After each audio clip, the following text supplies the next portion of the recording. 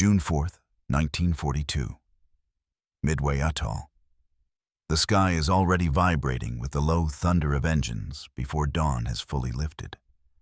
Salt mist drifts across the narrow strips of coral and asphalt as the TBF Avengers of Torpedo Squadron 8 claw their way into the air. The aircraft are massive silhouettes against the rising sun, their twin-bladed propellers carving through humid Pacific air. Oil smells cling to every surface. Metal groans. Ground crews dive for cover as the last Avenger lifts off, heavy with a Mark 13 torpedo slung beneath its belly. Inside the cockpit of one of the newly arrived Avengers, Ensign Albert K. Ernest fights the stick as the aircraft strains under its load. The Wright R2600 radial engine roars so loud it feels like it is shaking the bones inside his chest. His radio man and gunner, Seaman First Class Harry Ferrier, grips the handholds in the dim rear compartment, trying to steady himself as the Avenger climbs. The temperature inside is already rising, sweat running through his hair, frosted only by nerves. The intercom crackles as Ernest calls out altitude, his voice tight and controlled. Midway lies flat behind them now, shrinking as the ocean swallows the horizon. The sun burns through the last layer of haze, revealing a calm sea that hides the most dangerous carrier strike force on the planet. 4 Japanese fleet carriers are out there. The same Navy that bombed Pearl Harbor. The same pilots who mock American aircraft as slow, clumsy targets. And somewhere in that distant formation are the men who will try to swat the lumbering TBFs from the sky. The Avengers push forward at a steady, punishing pace. They are new machines, only recently sent to Midway to replace the outdated TBD Devastators. Bigger, stronger, heavily armored. On paper they look like monsters, but their size and slow speed have drawn scorn from the experienced veterans of the Imperial Japanese Navy. To those pilots, anything this large must be easy prey. For now, those laughs still echo across cockpits thousands of feet above empty ocean. Ernest scans the horizon. The rising sun paints a golden edge along every wave. Sweat rolls into his eyes, stinging, but he forces himself to focus. The radio hisses as a contact report cuts through. Japanese carriers sighted. VT-8's Avengers adjust course. Engines roar in unison as the formation tightens. Minutes pass like hours. Then something begins to shimmer on the distant surface. Black dots. Dozens of them. Aircraft climbing. Ernest's heartbeat thunders in his ears as he recognizes the threat. A swarm of A6M0 fighters arcing toward them in perfect formation. Sleek, fast, deadly. The Avengers stay low, too low. They skim just above the waves, hoping to slip beneath the Zero's first pass. Ferrier swings his .30 caliber gun into position, hands trembling but ready. The ocean blurs beneath their fuselage. Every second counts.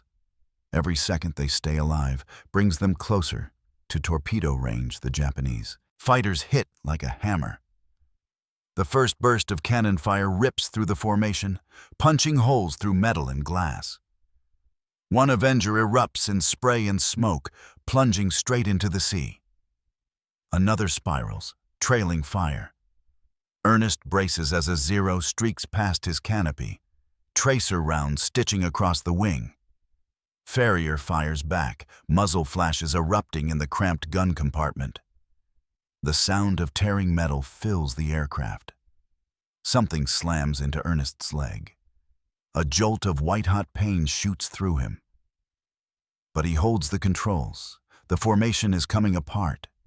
Pilots shout over the radio, trying to maintain cohesion, but the Zeros cut through them with merciless precision. The Avengers press on, refusing to turn back. Their mission demands they get close enough to release the Mark 13. Ernest's aircraft is hit again. The dorsal turret goes silent. Farrier shouts that he's wounded, voice shaking, but still conscious. The Avenger shudders under another burst, losing altitude, barely keeping its nose above the waves. Ahead, the Japanese carriers finally emerge from the haze. 2 decks filled with aircraft being refueled. The perfect target. Ernest grits his teeth and lines up the attack run. The torpedo must be dropped at the right speed and altitude, or it will fail. The Mark 13 is infamous for malfunctioning. Too often it sinks, swerves, or detonates prematurely. But this is the moment. This is what the Avenger was built for. A Zero dives directly toward them. Ernest holds steady. He cannot evade. He cannot break the run. At the last possible second, he yanks the release lever. The torpedo splashes into the sea, streaking toward the carrier. A split second later, cannon shells slam into the Avenger's cockpit. The world erupts in smoke and sparks. Ernest forces the crippled aircraft away from the carrier, engines coughing, wings shredded. Behind him, the sea burns with the wreckage of his squadron. Nearly every Avenger has been torn from the sky. Only his remains airborne, barely. The crew that launched into the sunrise full of hope now limps away into uncertainty. The Avenger's baptism of fire has been brutal. The Japanese pilots may still laugh at the lumbering machine that dared charge at their carriers. But this battle is only the beginning. The real transformation has not yet arrived. August 24th, 1942. South Pacific. Dawn breaks over the restless waters surrounding the Solomon Islands. Low clouds cling to the horizon as the carriers USS Saratoga and USS Enterprise cut through the swells, their decks alive with motion. The surviving flyers of the earlier months carry the weight of Midway's ghosts with them. But there is no time to dwell. The Japanese are moving again. A clash is coming. The TBF Avengers of VT-3 and VT-8 are spotted on deck as crewmen haul hoses, prep ammunition belts, and wipe salt spray from the dark blue fuselages. The smell of fuel hangs thick in the humid morning air. The engines are warming, their deep rumble rolling across the carrier, like the growl of something waking from a long sleep.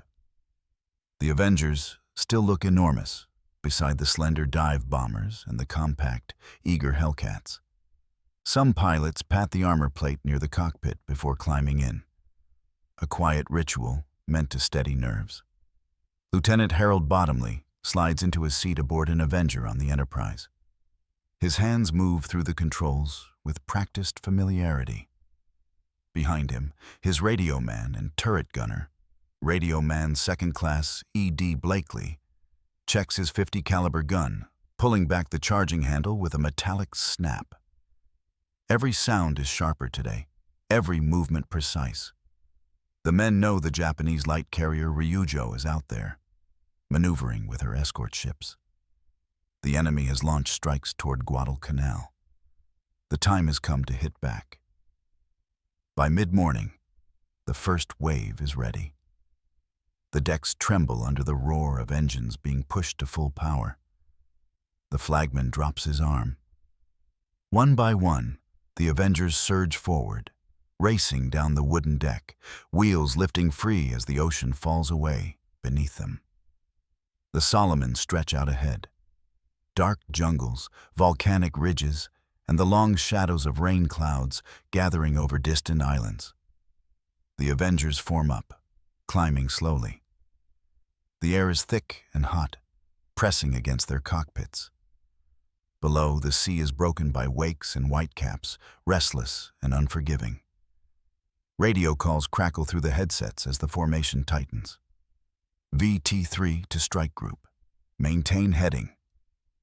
Intel reports enemy carrier still operating northeast of the slot. Bottomley adjusts trim. Sweat beads at the edge of his goggles. Midway taught every Avenger crew the same lesson. Survival depends on staying low, staying focused, staying together. They no longer charge headlong into fighters. They wait. They maneuver. They time their run with the support of dive bombers and wildcats overhead. Hours pass before the target emerges from behind a curtain of tropical rain. Ryujo cuts a pale shape against the dark water, her deck lined with aircraft being cycled for another strike. Smoke rises from her funnel. Japanese destroyers circle around her like wolves, ready to tear apart any American aircraft that dares come close. The Avengers drop lower. Engines thunder. Airspeed builds. The Japanese ships begin to maneuver, their bows carving sharp arcs through the waves. Then the enemy fighters appear. A flight of Zeros drops from the clouds above, sunlight flashing across their wings. But this time, the Avengers do not face them alone. Wildcats scream past, guns blazing. The sky erupts into twisting lines of smoke and fire. Tracers burn orange streaks across the blue expanse.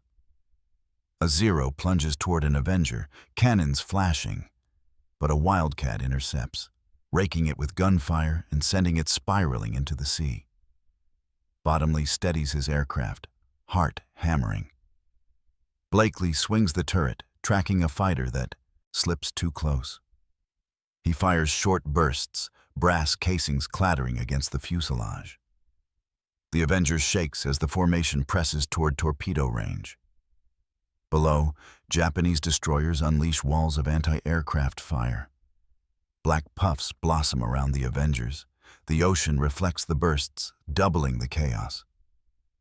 The torpedo planes descend to barely 50 feet above the water, skimming so close that spray flicks onto their glass canopies. Bottomley locks onto Ryujo. The carrier turns sharply, trying to spoil the approach. The Mark 13 torpedo beneath his aircraft feels like dead weight, unreliable, temperamental. But the crews have learned tricks since Midway. They reduce speed. They maintain a shallow angle. They accept the risk. Steady, Bottomley mutters to himself. The ocean races by in a blur of gray-blue streaks. Blakely holds his breath, waiting to feel the jolt. Bottomley pulls the release. The torpedo drops clean, slicing into the water with a plume of spray. For a moment, nothing happens. Then the torpedo stabilizes, turning straight and true toward the carrier's hull. The Avengers pull away, skimming low as anti-aircraft guns hammer the sea behind them. A pillar of water rises beside Ryujo's hull as the torpedo detonates. The shockwave ripples across the ocean. Smoke pours from the carrier's side. Flames lick up the hangar deck. The Japanese formation begins to fracture. The radio explodes with shouts from other pilots. Hits confirmed. Ryujo is slowing. Damage teams scramble on her deck, but the list to starboard grows with each passing minute. The Avengers climb slowly, engines strained, but alive. This time they are not torn apart. This time the Japanese pilots do not laugh. They maneuver, they fight. But they cannot stop the American torpedo bombers from breaking into their formation.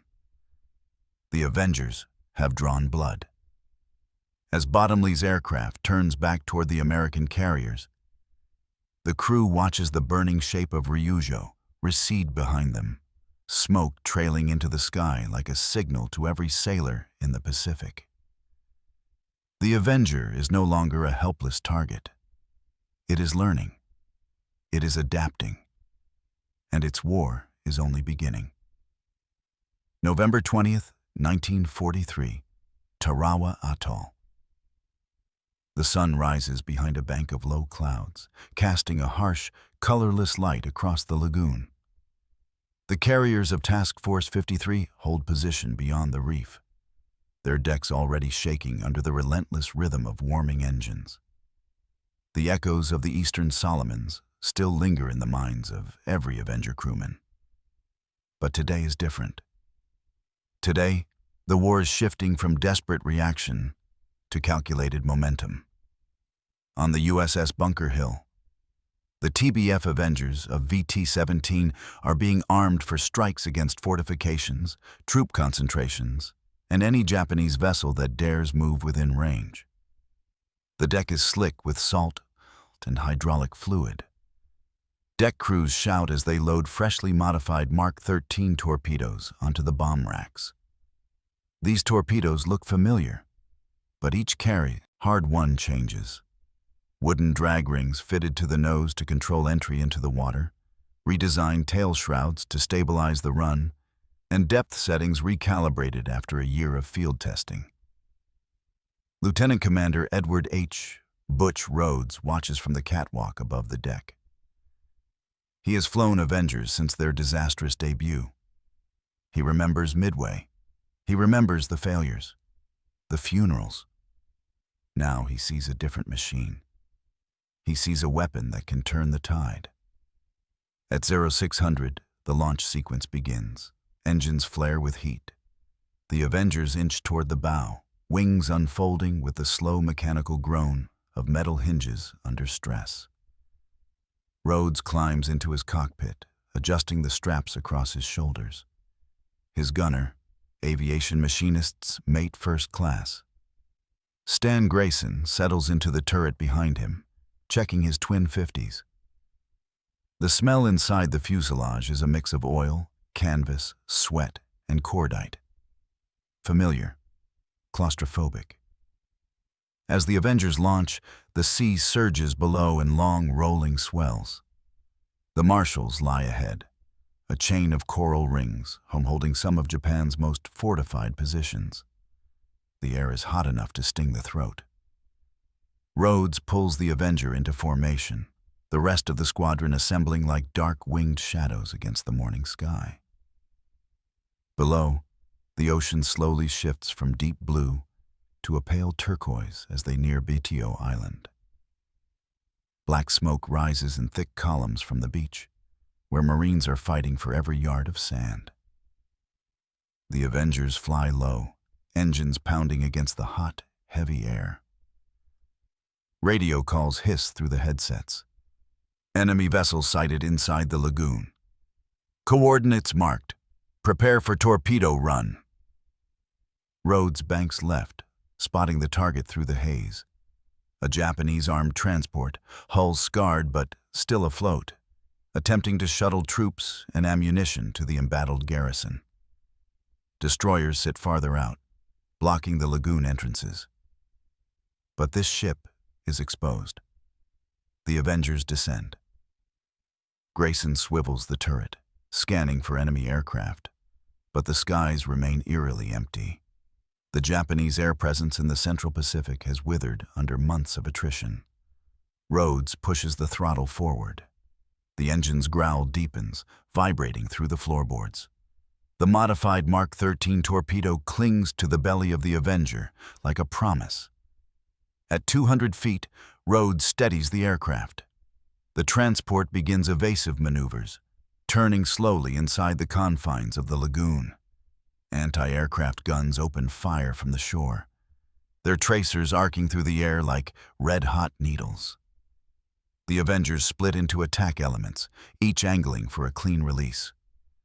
On run, Rhodes calls. The ocean rises fast in the windscreen. 50 feet, 40, 30. He holds the course until the last possible second. The Avenger buckles slightly as he releases the torpedo. The Mark 13 drops with a loud metallic clatter, hits the water cleanly, and this time does not plunge straight down. It stabilizes, drag ring biting into the surface, running true. Rhodes pulls up hard, banking away as flak bursts claw at the sky behind him.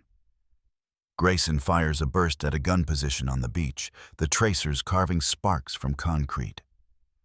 Rhodes climbs to rejoin the squadron. Seconds later, a geyser of water erupts along the side of the Japanese transport. The explosion rips through the hull. Smoke, flame, and debris spray across the lagoon.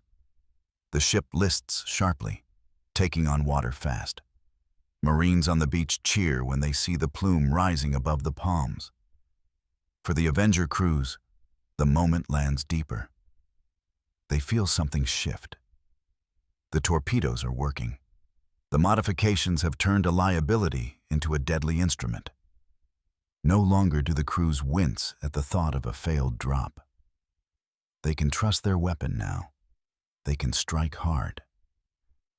Over the following months, this new confidence travels with them from Tarawa to Kwajalein, from the Marshalls to the Carolines.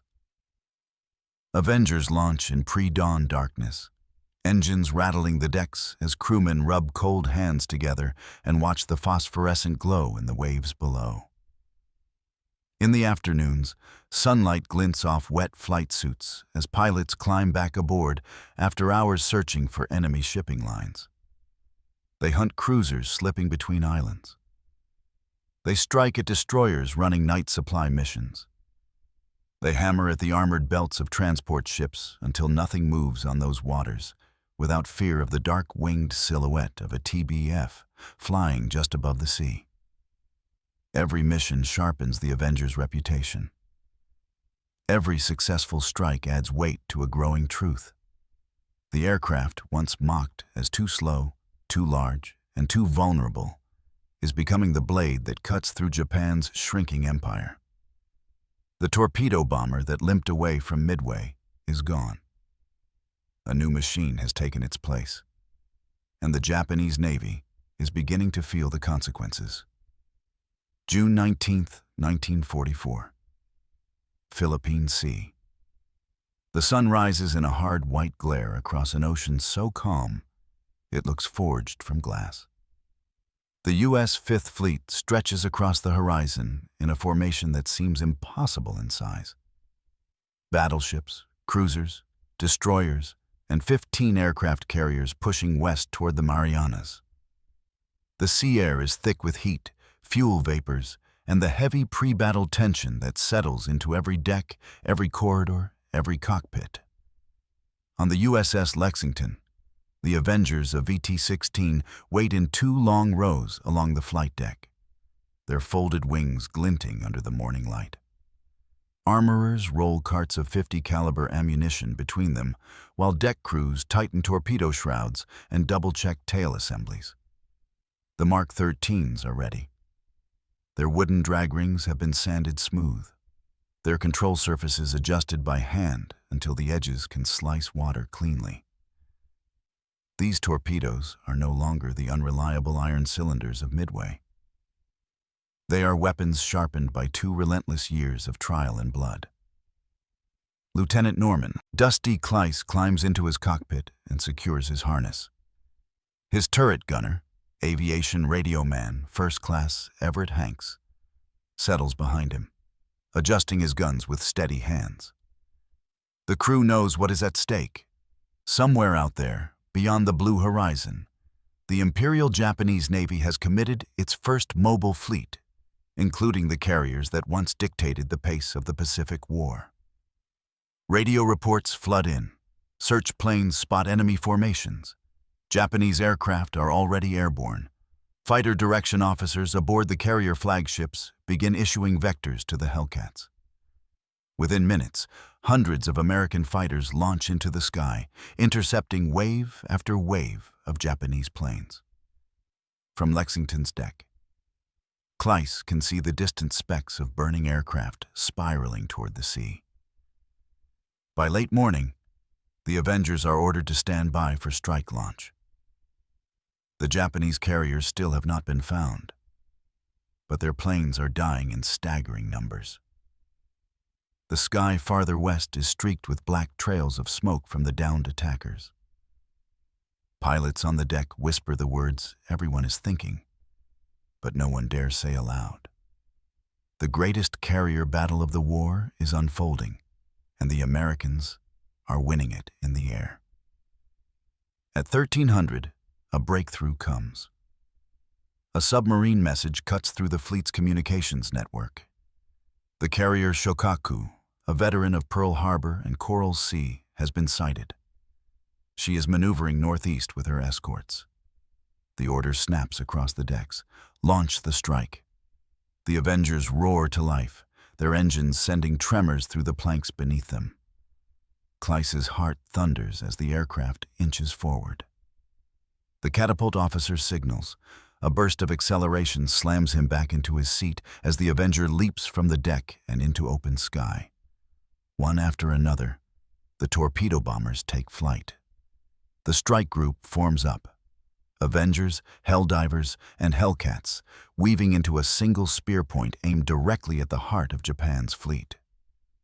The pilots fly into the afternoon glare, the light burning across their canopies as heat rises from the ocean in shimmering waves. Hours stretch as they search, clouds drift like slow giants overhead. Then, through the haze, the faint outline of a task force appears. Ships moving fast, carriers turning into the wind. Kleiss's breath tightens as the first full silhouette sharpens below. Shokaku. The carrier is enormous, her flight deck scarred but active. Aircraft litter the surface. Her escorts quickly turn outward, guns elevating, smokestacks belching dark plumes as the fleet braces for impact. The Avengers descend. Anti-aircraft guns erupt instantly. Orange tracers arc upward. Black bursts detonate around the descending American aircraft. The formation splits just as planned. Dive bombers peel off to strike from above, their siren-like dives slicing through the air. Hellcats tangle with the rising Zeros. And the Avengers, steady and determined, cut low across the waves. Kleiss adjusts his altitude.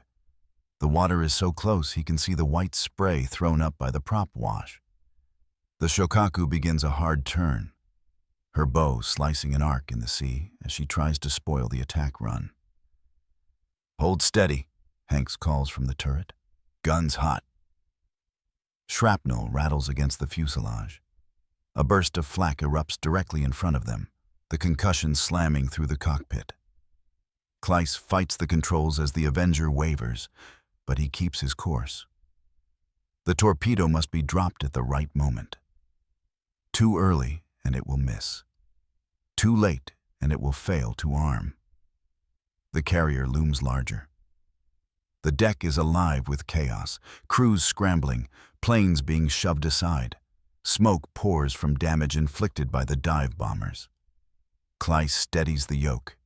The sea rushes toward the nose. He releases the torpedo.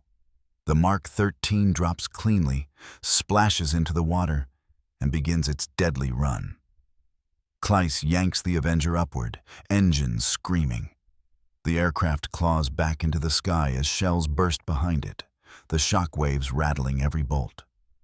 Hanks fires a burst at a distant gun mount, then ducks as tracers whip past the turret. Seconds later, the ocean beneath Shokaku erupts. A massive column of water engulfs the carrier's port side. The torpedo strike tears through her hull. Flames burst from the hangar deck. A second hit follows. Then a third. Smoke billows skyward. The ship's forward motion slows. Fire blossoms across the flight deck. The Shokaku is dying. As the Avengers regroup and climb away, Kleiss turns his head and watches through the canopy. The great carrier that launched planes at Pearl Harbor, at the Coral Sea, at Santa Cruz, now lies crippled in the Philippine Sea, flames rolling through her interior like a furnace. Below, explosions thunder one after another. Her forward magazines ignite. A blossom of fire rises hundreds of feet into the sky. When the glare fades, the carrier's silhouette is broken, buckling.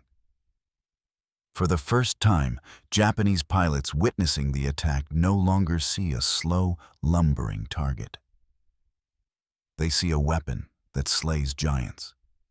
And across the U.S. fleet, a phrase begins circulating, a phrase that will become legend.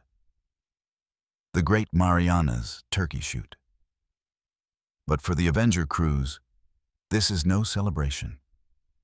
This is a signal. A message sent by fire across the sea.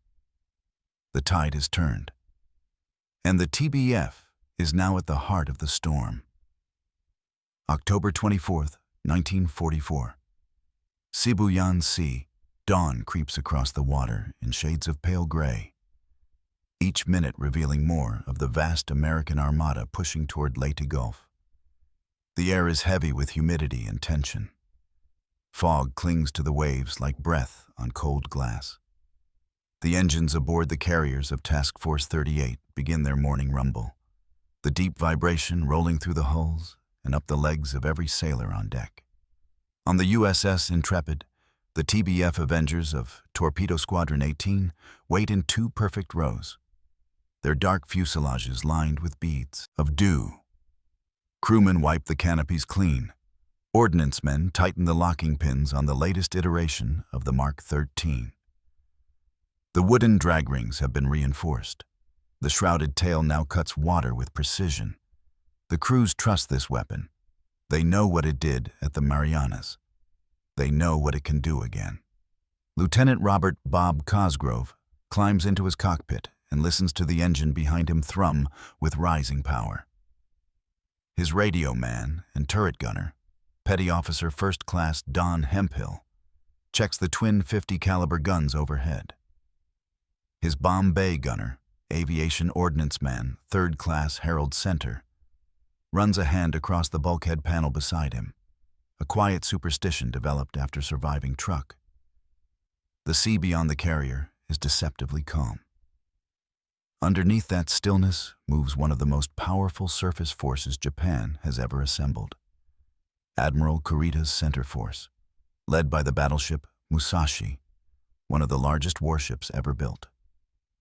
Her armor is thicker than anything the United States Navy has faced. Her guns can throw a projectile the weight of a truck across miles of ocean. At 0810, the word comes through the radios. Enemy fleet sighted. Coordinates locked. Launch strike. The deck crews race into action. Propellers blur into spinning discs as the Avengers roar to life. Cosgrove's aircraft inches forward toward the catapult. The smell of fuel and salt fills the air. Deck officers guide them with sharp motions of their paddles. The catapult fires. The Avenger jolts forward, slamming Cosgrove back against his seat as the aircraft launches into open sky. The formation builds rapidly. Dozens of Avengers and Helldivers from multiple carriers climb through scattered clouds, the roar of engines blending into a single relentless hum. The pilots steal glances at the horizon where dark smoke plumes rise, marking the Japanese fleet under attack already from morning strikes. As they approach, the first sight of Musashi steals breath from every cockpit. She is enormous, a gray, armored mountain cutting through the sea at full speed. Columns of water erupt around her as anti-aircraft guns fire in continuous streams. Her escorts spread out in a deadly arc, their guns hammering at the attackers already circling overhead. Even damaged, she moves with unstoppable momentum. Helldivers peel away first, shrieking downward in vertical dives that leave white trails. Bombs fall through the sky, bursting across Musashi's deck. Flames lick around her turret housings. Smoke rises from her bow. Now the Avengers move in.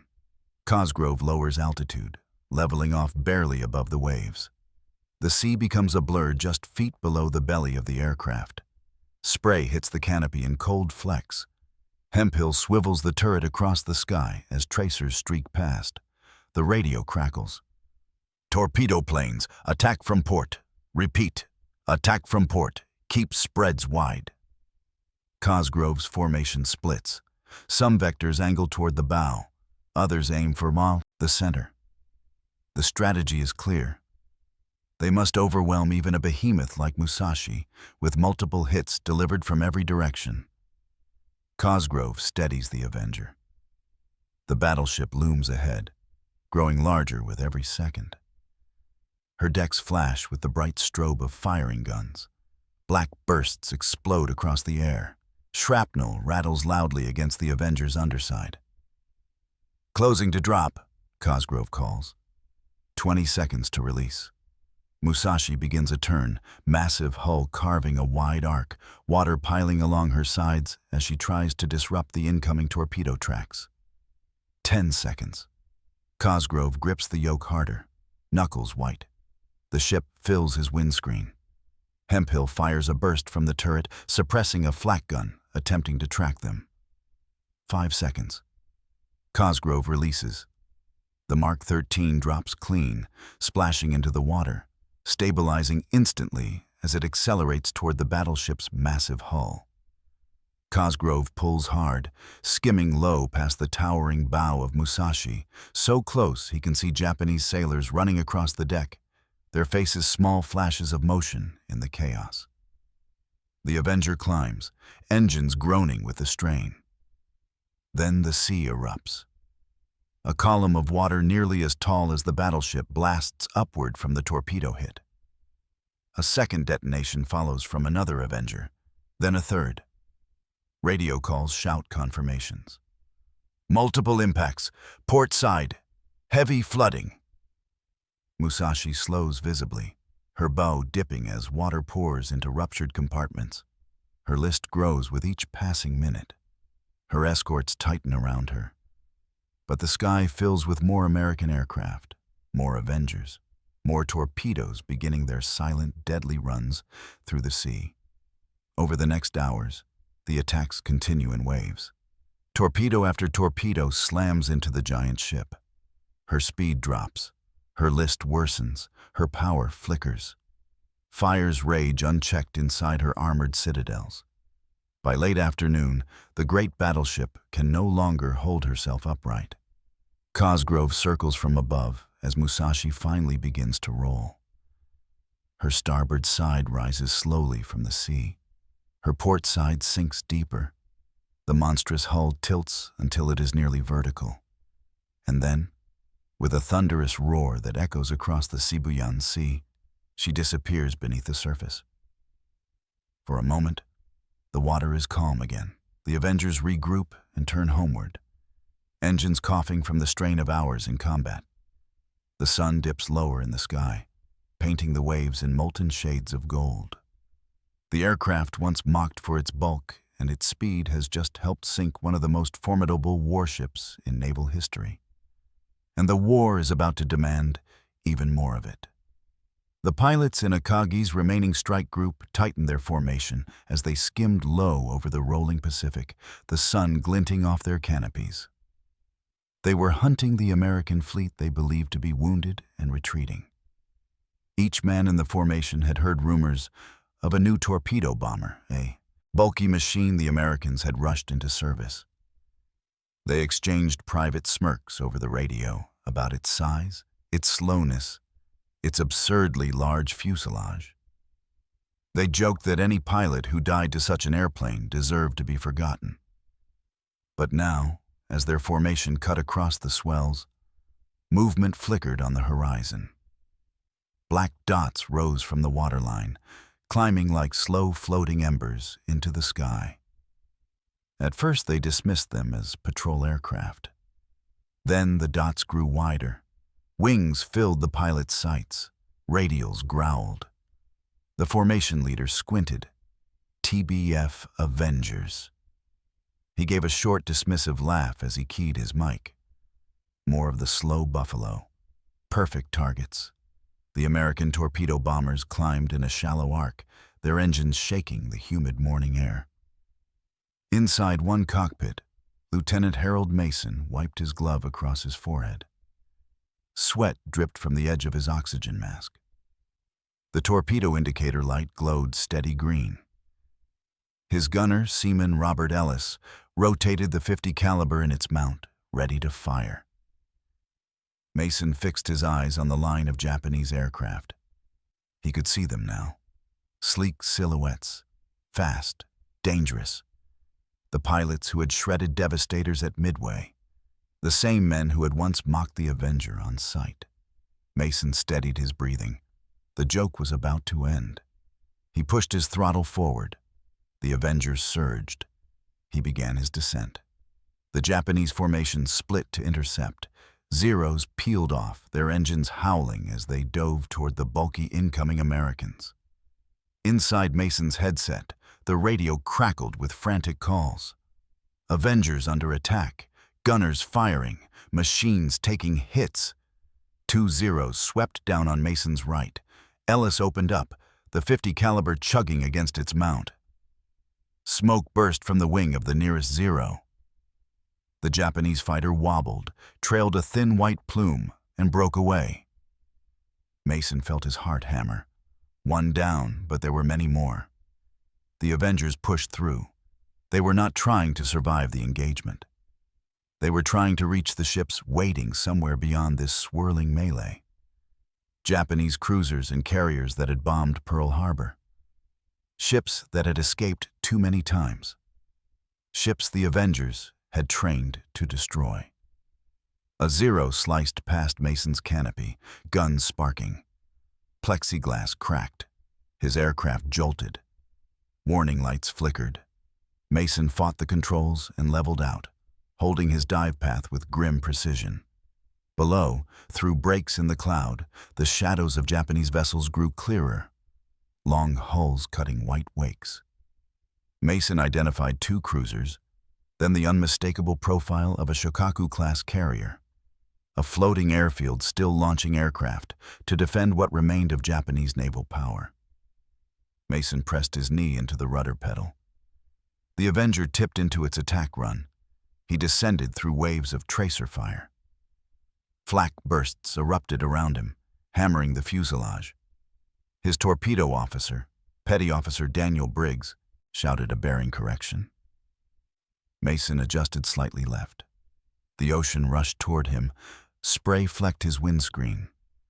The Shokaku-class carrier loomed larger, its massive deck angled slightly, giving him a precious target window. Briggs called out airspeed and altitude. Mason held steady. The torpedo doors rattled. At precisely 200 feet above the water, Mason hit the release. The aircraft lurched as the Mark 13 dropped cleanly into the sea. It plunged for a moment, then stabilized, running true at its preset depth. Mason pulled hard, climbing away with flak detonating behind him. Below, the torpedo knifed through the churning Pacific, leaving a thin white trail. It aimed directly at the carrier's midsection, exactly where armor was thinnest. Japanese spotters screamed warnings. Sirens blared across the deck. Sailors scrambled to their posts. It was too late. The Mark 13 struck the hull with a deep, gut-shaking impact. A fountain of water and debris shot upward. Steel buckled. Internal fuel lines ruptured. A fireball roared through the forward hangar deck. The entire ship lurched, its once straight wake turning jagged and chaotic.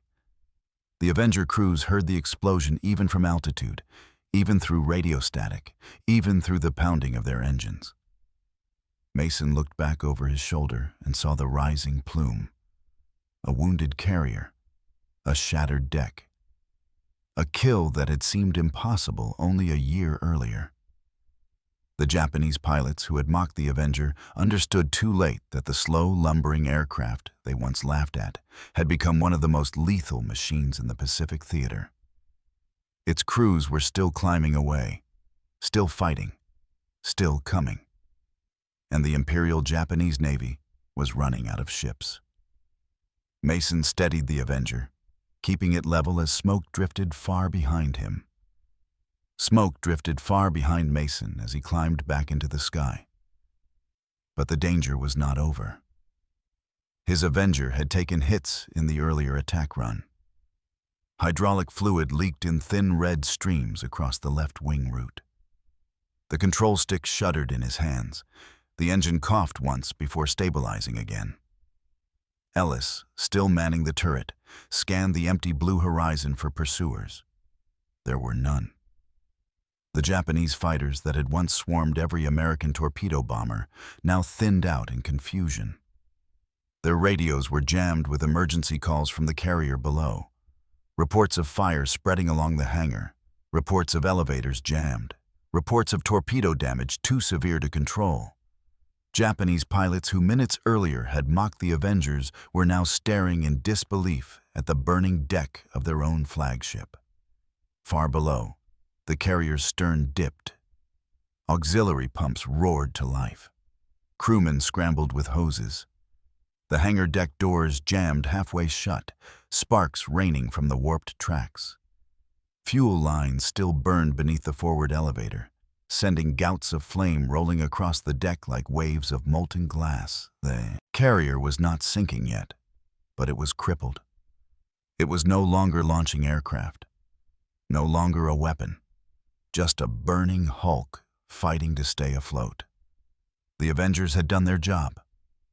Mason steadied the aircraft and banked toward the rendezvous point. His left aileron responded sluggishly. A mechanic would later tell him it was a miracle the control cables had not been cut completely. He pressed his thumb against the radio switch. "This is Mason. Torpedo run complete. Impact confirmed. Carrier burning. Returning to formation." A chorus of exhausted voices answered. Some were still alive. Some sounded shaken.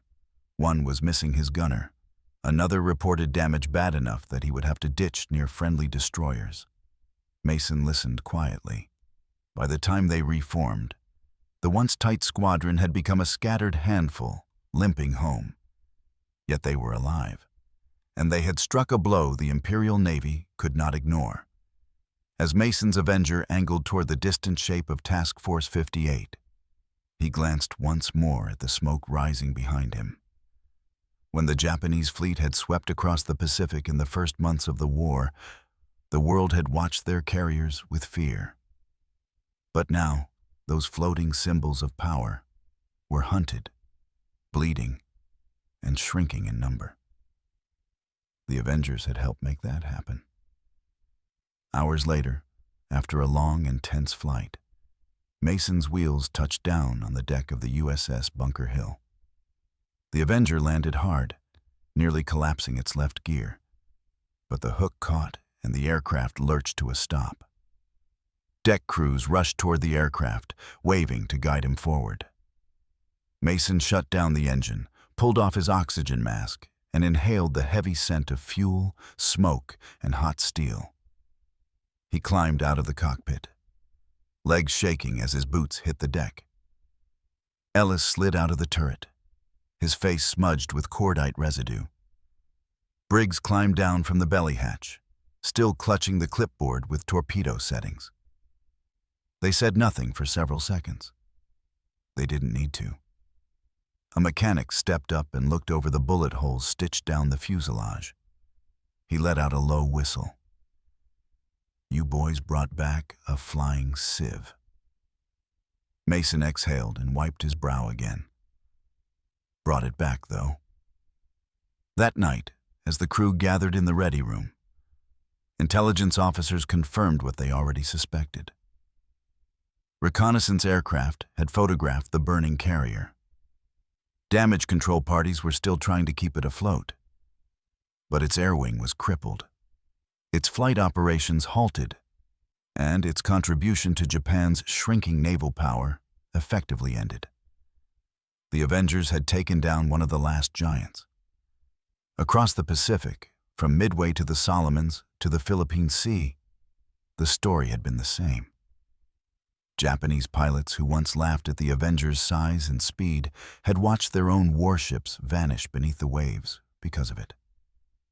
They no longer joked when its silhouette appeared on the horizon. The Mark 13, once unreliable and prone to running too deep or failing outright, had become a precise, devastating weapon. Tuned, improved, deadly, and lashed to the belly of an aircraft flown by men who refused to yield. Mason sat at the table in silence as the briefing ended. The map on the wall showed the steady American advance inching closer toward Japan, with every island secured, every convoy sunk, every carrier neutralized. The Avenger had become a critical part of that advance. He leaned back in his chair and closed his eyes, hearing again the moment of release, the jolt as the torpedo fell away, and the distant explosion that followed. A slow, mocked, underestimated machine had helped cripple the Navy that bombed Pearl Harbor. And the war was beginning to turn for good.